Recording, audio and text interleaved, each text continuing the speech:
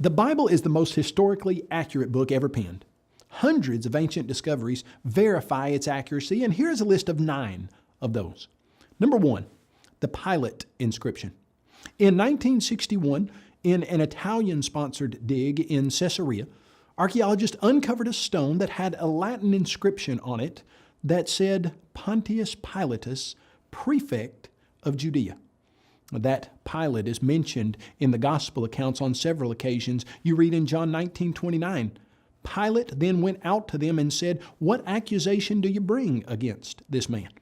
The find verifying the New Testament statement that Pilate was the prefect of Judea. Discovery number 2, Hezekiah's tunnel. In 2 Chronicles 32:30, we read a statement that says, "This same Hezekiah also stopped the water outlet of Upper Gihon and brought the water by tunnel to the west side of the city of David." You would think that if a king had dug a tunnel under Jerusalem, we would be able to find it, and that's exactly what we find. A huge tunnel that matches perfectly the biblical description of Hezekiah's tunnel. Discovery number 3, the Taylor Prism. In 1830, a man by the name of Robert Taylor uncovered a 15-inch tall clay cylinder. There are 500 lines of written text on this clay cylinder, and it was put there by a man named Sennacherib. Well, Sennacherib was a king of Assyria that you read about in the Bible. On the clay cylinder, here's what Sennacherib said. As to Hezekiah the Jew, he didn't submit to my yoke. I laid siege to 46 of his strong cities, walled forts, and to the countless small villages in their vicinity, and conquered them by means of well-stamped earth ramps and battering rams. It's interesting when you compare Sennacherib's statement of what he did with the biblical statement of what he did. In 2 Chronicles 32:1, we read, Sennacherib, king of Assyria, came and entered Judah. He encamped against the fortified cities, exactly like Sennacherib says he did. Discovery number 4, the David inscription.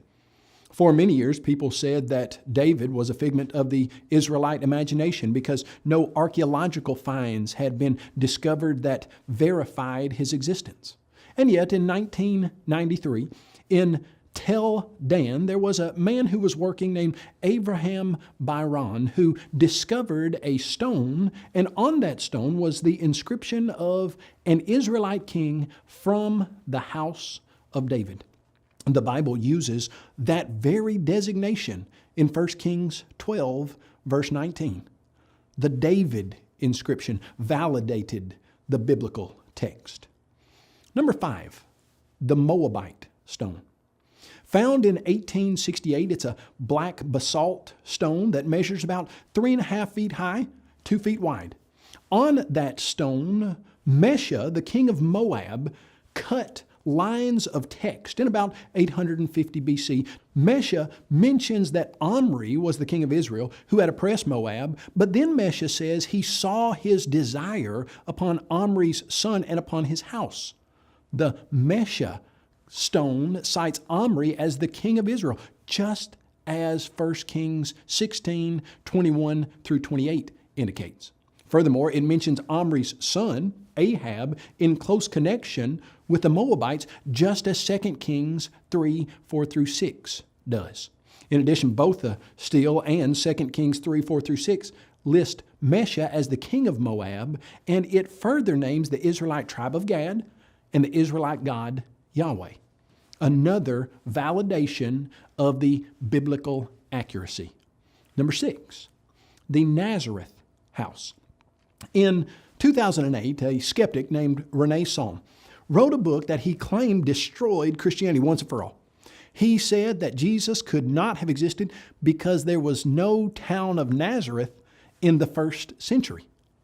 In 2009, an archaeological discovery was announced that they had found a small house in Nazareth that dated to the first century. The house was only about 900 feet square total, but it was large enough to provide evidence of the Bible's accuracy.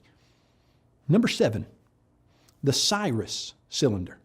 In 1879, Hormuz Rassam found a small clay cylinder. It's about 9 inches long, and it's now in the British Museum of Natural History. In the ancient city of Babylon, he uncovered this, and this clay cylinder was commissioned by King Cyrus.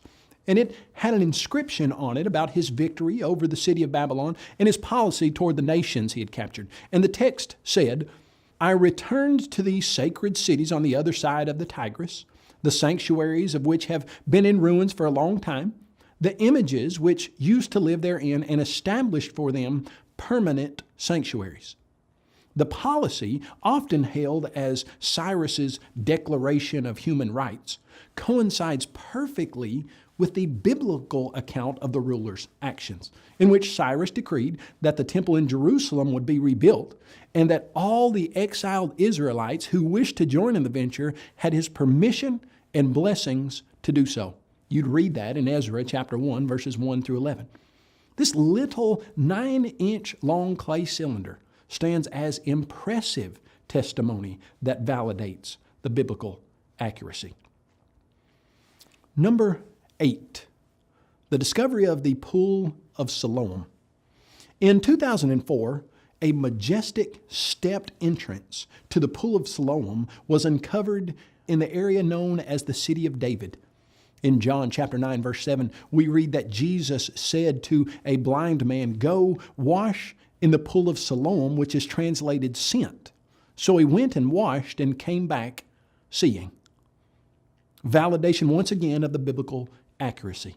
Number 9, the Hittite tablets. For many years, people made fun of the biblical text and said it mentioned people and places that never did exist. One of those groups was the nation of the Hittites.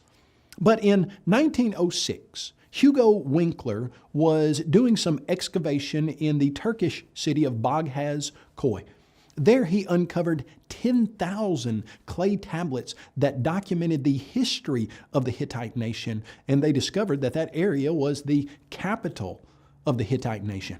In Joshua chapter 11, we read about the Canaanites in the east and the west, and the Amorite and the Hittite. In 1906, Hugo Winkler discovered the Hittite nation that the Bible had mentioned some 3,000 years before. The Bible is the most historically accurate book ever penned.